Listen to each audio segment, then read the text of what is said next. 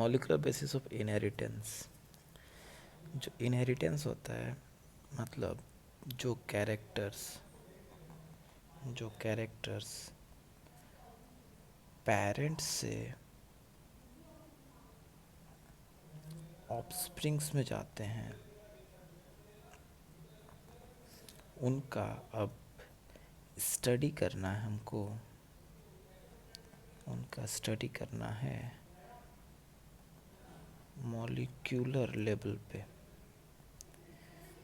तो जो characters carrying करते हैं पेरेंट्स टू ऑफस्प्रिंग, वो कैरेक्टर हम लोग जान चुके हैं कि जीन में होता है। और ये जीन अब हम जान चुके हैं, ये जीन कहीं और नहीं बल्कि डीएनएस पे होते हैं एंड सम केसेस में आरएनएस पर भी ये जीन होते हैं। ठीक है, तो हमें पहले जानना होगा कि ये डीएनए क्या है, आरएनए क्या है, तब जाके हम मॉलिक्यूल के लेवल पर बात कर सकेंगे कैरेक्टर्स के बारे में।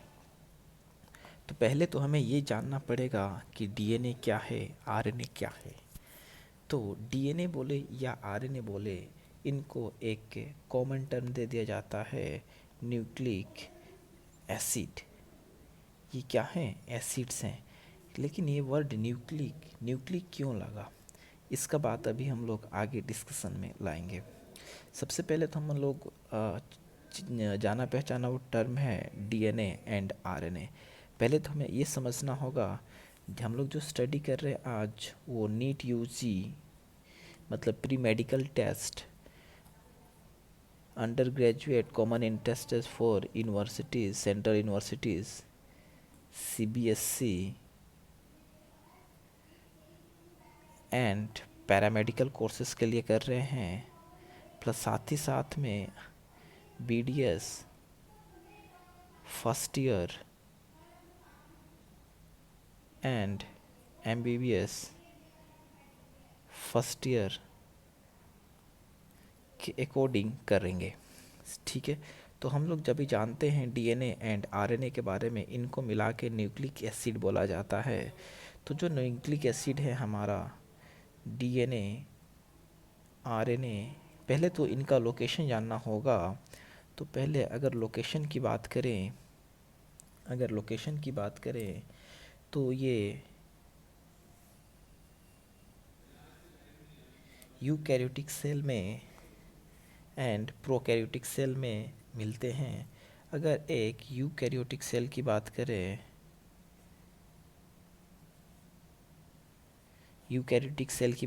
तो अगर आप एक यूकैरियोटिक सेल को देखोगे, लेट सपोज करते हैं कि ये अपनी सेल है, यानी एक ह्यूमन, एक एनिमल की सेल है। एक एनिमल सेल की बात करें जो कि क्या होता है, एक यूकैरियोटिक सेल होता है। तो हम लोग क्या देखते हैं इसमें कि जो हमारा न्यूक्लियस होता है, एक जो हम मान लेते हैं कि न्यूक्लियस है, ये हमारा क्या है, न्यूक्लियस है, न्यूक्लियर वॉल है। अगर मान लेते हैं हमारा माइटोकॉन्ड्रियल है, तो हम लोग क्या देखते हैं, माइटोकॉन्ड्रियल हो सकता है। अगर प्लांट्स की बात करें तो प्लांट्स में क्या प्रेजेंट हो जाएंगे। अगर मान लो अपन प्लांट्स की बात करते हैं तो प्लांट्स में क्या प्लास्टिड्स भी हो सकते हैं। ये कब होंगे, ये इन केस ऑफ प्लांट्स। हम लोग एग्जाम्पल लिए हैं किसका, एनिमल सेल का। तो एनिमल सेल में प्लास्टिड्स एब्सेंट होते हैं, इसमें प्लास्टिड्स क्या होते हैं, एब्सेंट होते हैं। तो जब अगर बात करें न्यूक्लियस की, तो न्यूक्लियस में हमें क्या देखने को मिलता है, हम लोग को डबल स्ट्रैंडेड लीनियर डीएनए देखने को मिलता है। डीएनए डीएनए कैसा होता है, लीनियर होता है और डबल स्ट्रैंडेड होता है। जबकि अगर माइटोकॉन्ड्रिया की बात करें तो माइटोकॉन्ड्रिया में सर्कुलर डबल स्ट्रैंडेड डीएनए देखने को मिलता है।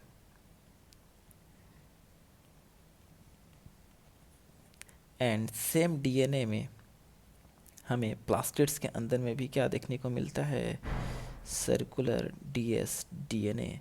मतलब हमें ये बात पहले कंफर्म क्लियर करनी पड़ेगी कि डीएनए कहाँ कहाँ होती है, तभी जाके हम उनका फर्दर स्टडी कर पाएंगे, तो डीएनए के हम लोकेशन को देख पाए हैं। तो ये बात कहाँ कर रहे हैं, किसकी बात कर रहे हैं, मैं यूकेरियोटिक सेल का। और यूकेरियोटिक सेल में हम क्या देख रहे हैं, डीएनए। जो हमारा डीएनए होता है, इसी से क्या फॉर्म होता है, आरएनए। मतलब कि जहाँ जहाँ डीएनए होगा वहाँ वहाँ तो आरएनए होगा ही होगा। और आरएनए का रिक्वायरमेंट ज़्यादा होता है, क्यों, क्योंकि ये प्रोटीन बनाता है। आगे चल के हम पढ़ेंगे प्रोटीन के बारे में आगे चल के हम पढ़ेंगे। तो मतलब क्या डीएनए है, मतलब यहाँ क्या आरएनए होगा, एकदम आरएनए होगा। ये आरएनए यहाँ से फिर बाहर आ जाता है, मतलब क्या ये साइटोप्लाज्म वाला पोर्शन है, तो साइटोप्लाज्म में भी आरएनए प्रेजेंट होगा। ये देखते हैं अगर माइटोकॉन्ड्रिया और प्लास्टिड्स के बारे में, तो माइटोकॉन्ड्रिया में भी डीएनए है, तो इससे भी क्या बनेगा, आरएनए। एंड सेम वे में इससे भी क्या बनेगा, आरएनए। तो जब हम आरएनए की बात करते हैं तो हमें अगर देखा जाए तो डीएनए कहाँ कहाँ मिलता है, एक यूकेरियोटिक सेल में देखें तो एक डीएनए कहाँ मिलता है, न्यूक्लियस में मिलता है। फिर और कहाँ मिलता है, हमें डीएनए मिलता है माइटोकॉन्ड्रिया में। और कहाँ मिलता है, प्लास्टिड्स के अंदर में। कहाँ मिलता है हमें, प्लास्टिड्स के अंदर में मिलता है। प्लास्टिड्स का दूसरा नाम क्या बोलते हैं हम लोग, क्लोरोप्लास्ट। अलग अलग वेरियस वेरियस इसमें नाम्स प्रोवाइडेड हैं। अगर आरएनए की बात करें तो जहाँ जहाँ ये हैं वहाँ वहाँ तो आरएनए होगा ही होगा। बट इसके अलावा कहाँ पे और प्रेजेंट रहेगा, साइटोप्लाज्म में। कहाँ रहेगा, साइटोप्लाज्म में। ठीक है। और अगर साइटोप्लाज्म में भी बात करें तो साइटोप्लाज्म में क्या रहता है प्रेजेंट, हमारा सुंदर सा छोटा सा क्या, राइबोसोम्स। क्या रहते हैं, राइबोसोम्स प्रेजेंट रहते हैं। और ये राइबोसोम्स क्या बनाते हैं, ये आरएनए बनाते हैं। तो जो मैं इसके दिखा रहा हूँ क्या है, आरएनए। तो कहाँ कहाँ आरएनए रहते हैं,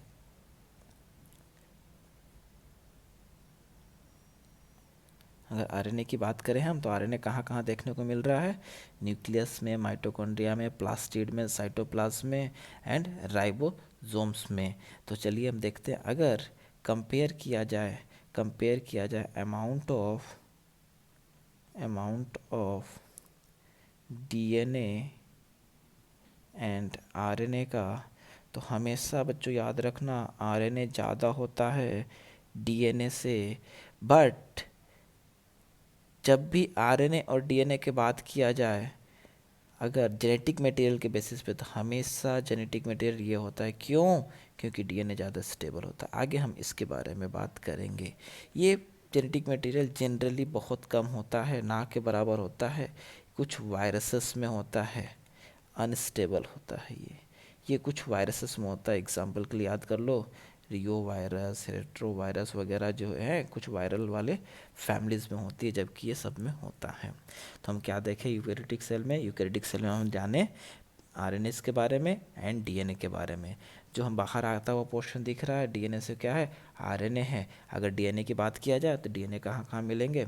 अच्छा एक बात बताओ कि माइटोकॉन्ड्रिया एंड प्लास्टिड्स के अंदर अलग अलग सेपरेटेड डीएनए क्यों है।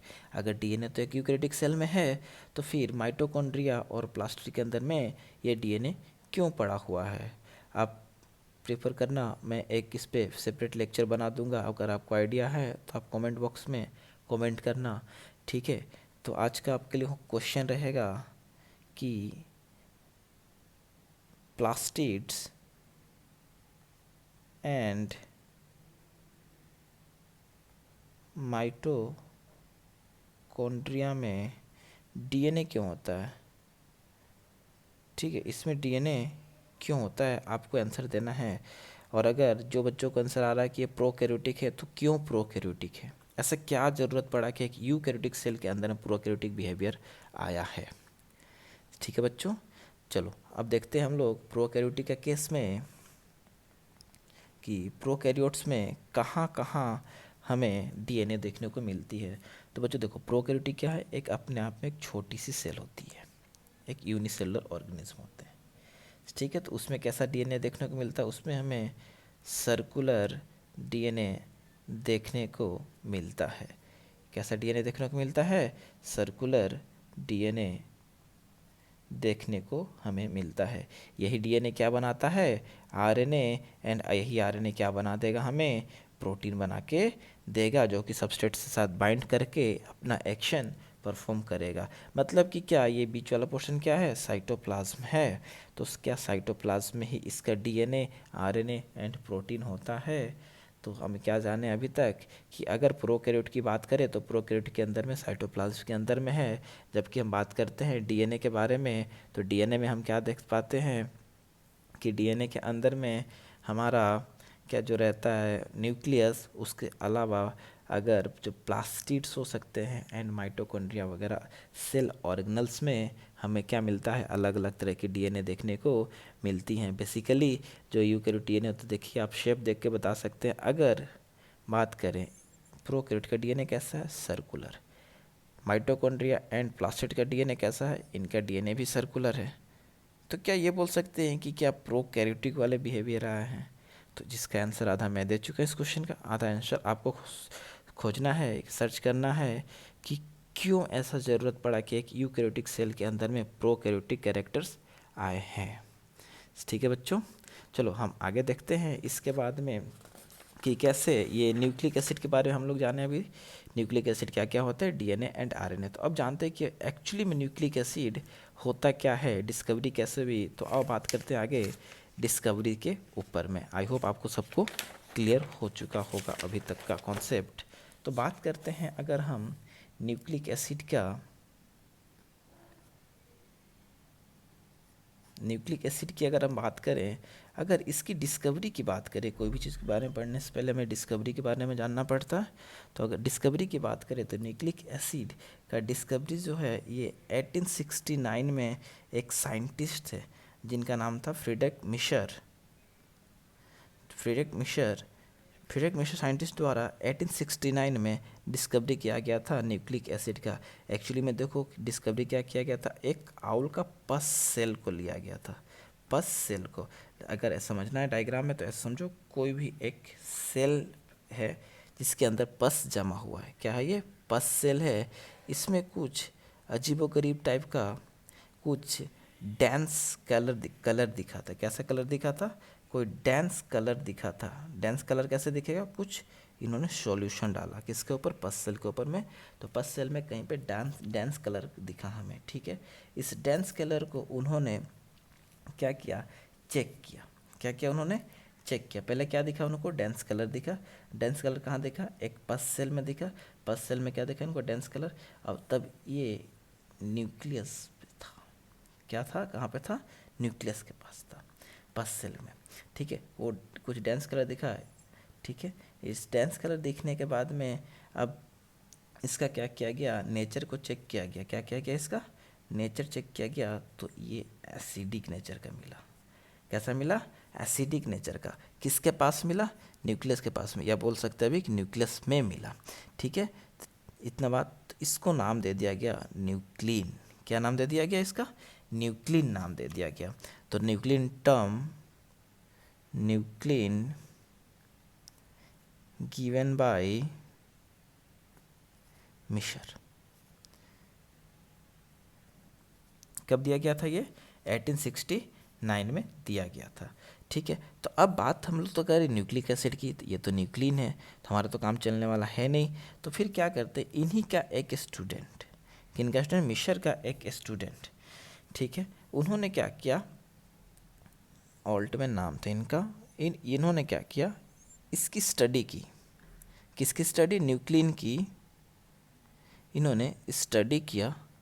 स्टडी करके पाया कि हाँ भाई नेचर तो कैसा है? एसिडिक नेचर ही है। और इन्होंने इस पूरे, कहाँ मिला ये न्यूक्लियन वर्ड क्यों आया? न्यूक्लियस के लिए।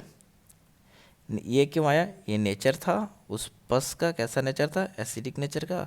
इन्होंने नाम दे दिया न्यूक्लिक एसिड। क्या नाम दे दिया इन्होंने? न्यूक्लिक एसिड इन्होंने अपना नाम दे दिया। तो फिर से एक बार देखते हैं क्या क्या था। डिस्कवरी कब हुआ था? 1869 में। साइंटिस्ट का नाम फ्रीडरिक मिशर। इन्होंने कहाँ देखा था? एक आउल का पस सेल में देखा था। कहाँ पे? न्यूक्लियस के पास में एक डांस बॉडी देखी थी, एक डांस कलर की बॉडी देखी थी, जिसका नेचर कैसा था? एसिडिक नेचर का। ठीक है, ये कहाँ प्रेजेंट था? न्यूक्लियस के पास में ही, इसलिए इसका नाम क्या दे दिया गया? न्यूक्लिन दे दिया गया। ठीक है, तो इसीलिए बोला जाता है term nuclein given by Miescher. ये इम्पोर्टेंट है।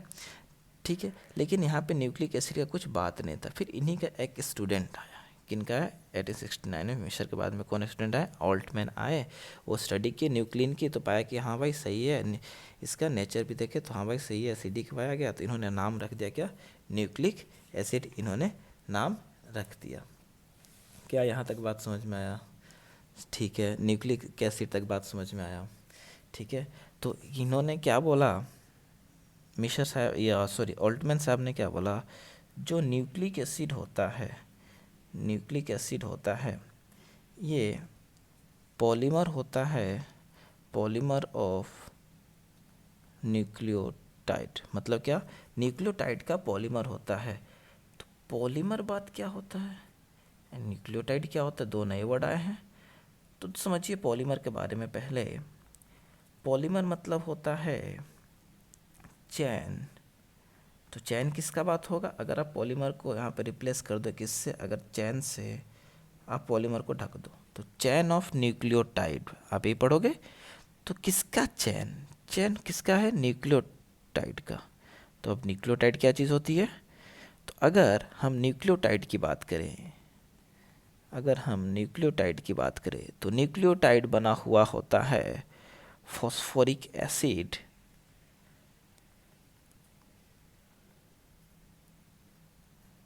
Pentose sugar plus nitrogen base से। ठीक है, ये मतलब कैसे ये कनेक्टेड होते हैं? कैसे होते हैं ये? मतलब आप मान के चलो कि एक कोई फॉस्फेट ग्रुप है, इससे कनेक्टेड है कोई शुगर मॉलिक्यूल जो पेंटोस है, और इससे क्या कनेक्टेड है? Nitrogen base. ठीक है, अब ये हमें इतनी बातों को पता चला अभी तक कि क्या होता है, ऐसे करके एक चेन बना हुआ होगा, जिसको किस बात ने बताया? ऑल्टमैन साहब ने बताया कि जो न्यूक्लिक एसिड होता है वो पॉलीमर होता है न्यूक्लियोटाइड का। तो पॉलीमर क्या चीज़ होता है? पॉलीमर का मतलब होता है चैन। किसका चैन? न्यूक्लियोटाइड का। न्यूक्लियोटाइड क्या होता है? न्यूक्लियोटाइड का मतलब होता है कि phosphoric acid, pentose sugar and nitrogen base. इनका मतलब ये तीन क्या हैं? ये थ्री कंपोनेंट से मिलके बने हैं, थ्री कंपोनेंट से मिलके बने हुए हैं। एक टर्म यहाँ पर और कंफ्यूजिंग सा है। अगर न्यूक्लियोटाइड से हम हटा देते हैं किसको? फॉस्फेट को, फॉस्फेट को, तो यहाँ टर्म बन जाता है न्यूक्लियोसाइड। न्यूक्लियोसाइड का मतलब क्या हो गया? Pentose sugar plus nitrogen base. इसको क्या बोलते हैं हम लोग? न्यूक्लियोसाइड बोलते हैं। इस बात को भी हमें ध्यान में रखना पड़ेगा। तो चलो अब चेन बनाते हैं। ऑल्टमैन साहब ने जैसे जैसे बोला हम करते हैं। तो हम लेते हैं एक, अगर एक्सपेरिमेंट समझना है तो ऑल्टमैन का एक्सपेरिमेंट समझ सकते हैं। न्यूक्लिक एसिड के लिए फॉस्फेट लिए, शुगर लिए, नाइट्रोजन बेस लिए।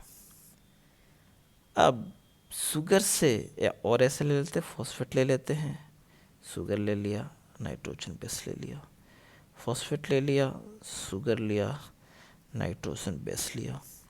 फिर ऐसे फॉस्फेट, शुगर, नाइट्रोजन बेस। अब क्या बोल रहे हैं कि ऐसा एक चेन होता है। ये आपस में तीनों मॉलिक्यूल क्या हो गए? ये तो न्यूक्लियोटाइड हो गए। तो ये आपस में कनेक्ट भी तो करना है। तो ये फॉस्फेट इससे कनेक्ट हो जाता है, मतलब क्या? फॉस्फेट शुगर से कनेक्ट होता है हर जगह पे, तब इसका एक एंड खाली रह जाता है। अभी देखेंगे इसको, आगे डिस्कशन में हम लाएंगे। तो ऐसे अपन अगर देख रहे हैं तो हम लोग क्या देख पा रहे हैं कि ये एक न्यूक्लियोटाइड का क्या हो चुका है? पॉलीमर हो चुका है, या फिर बोले तो चैन बन चुका है। क्या समझ में आया? इजी वे है समझने का। हम लोग क्या देख पा रहे हैं कि एक पॉलीमर या फिर चैन है न्यूक्लियोटाइड का। ठीक है, यही चैन को उन्होंने क्या बोला था? अगर मिला दें तो यही क्या है, न्यूक्लिक एसिड है।